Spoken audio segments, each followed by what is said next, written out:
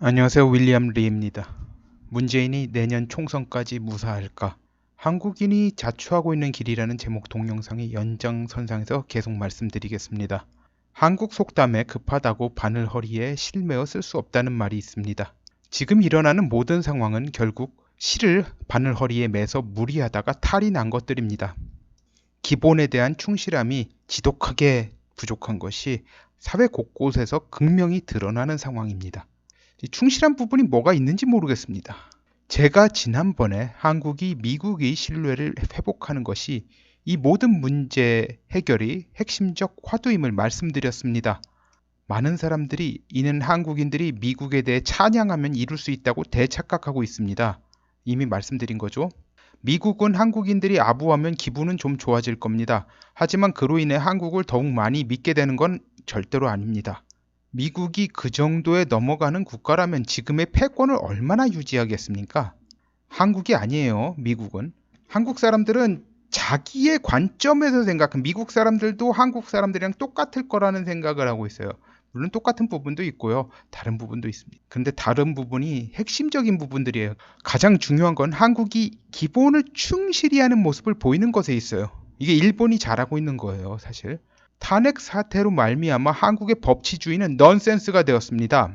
한국 헌법재판소는 실정법을 대놓고 무시하고 헌법재판소법도 막 조문을 갖다 완전히 없는 것 같이 만들어 버리고 그걸 갖다 자기들이 그걸 그렇게 해석해서 재판을 진행시킬 수 있다. 그런 식으로 재판이 진행되었죠.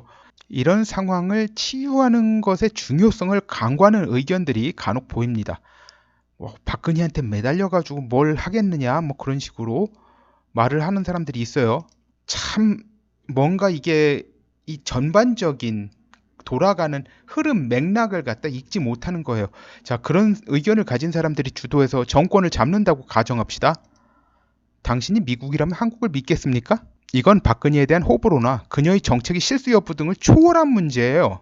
법치주의 가치를 가볍게 여기는 정권 주체는 당연히 국가 간의 약속을 가볍게 여기기 쉬운 법입니다.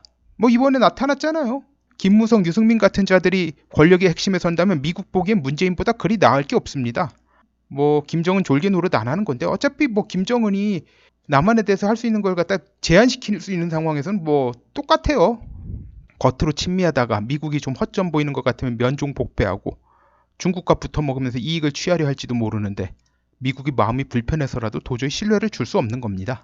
문재인이 내년 총선까지 못 버틴다고 판단하는 근거가 뭐냐고 묻는 분들이 계세요. 자, 그때까지 버티면 문재인 일당이 지략이 엄청 좋다고 아니면 운이 엄청 좋다고 인정하겠습니다. 둘 다 인정할 수도 있고요. 이 질문 받으면서 한국인들의 지력의 한계에 대해서 좀 가슴이 아파요. 이게 눈뜬 장님인 거예요.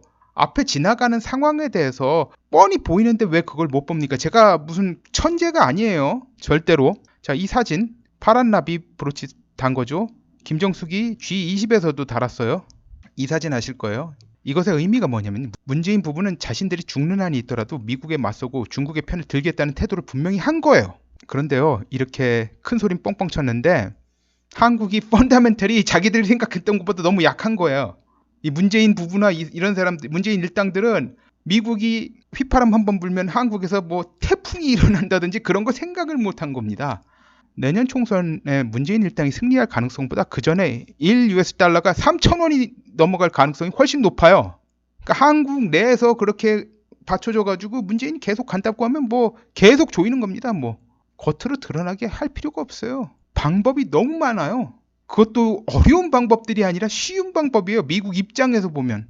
자, 그리고 문재인 일당이 총선에 승리한다면 1달러가 5,000원이 넘어간다고 해도 이상한 일이 아닌 겁니다. 아르헨티나 이번에 좌파 정당 승리하니까 주가가 40% 가까이 빠졌습니다. 자, 문재인이 잡고 버틸 수 있는 3대 세력이 있어요. 중국, 북한, 그리고 예수회입니다. 근데 이 세 세력들 중에서 미국이 가지는 경제적 위력이란 칼을 휘두르는 트럼프를 막을 수 있는 세력이 없어요. 자, 문재인은 중국 수하이고요. 그런데 상관인 중국이 미국의 경제 공격에서 휘청거리는 상황에서 한국이 버티려면 미국이 어느 정도 돕지 않으면 불가능해. 미국하고 일본이 도와줘야지 가능한 거예요.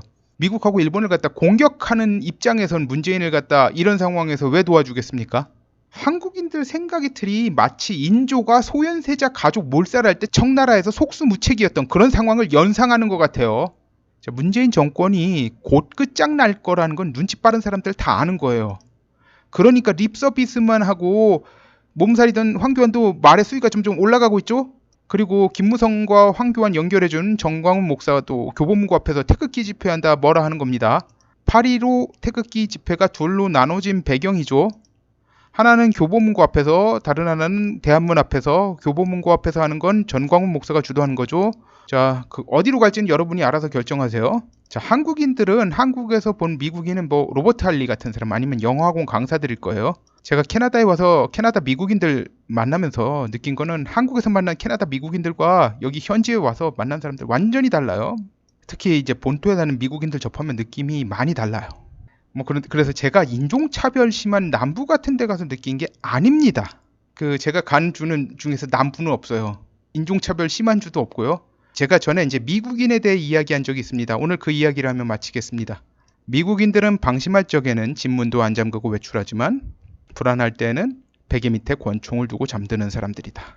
방심하는 미국인들 모습 보고 만만히 생각하고 덤비다간 총 맞기 쉽다. 윌리엄 리. 오늘은 여기까지입니다. 감사합니다.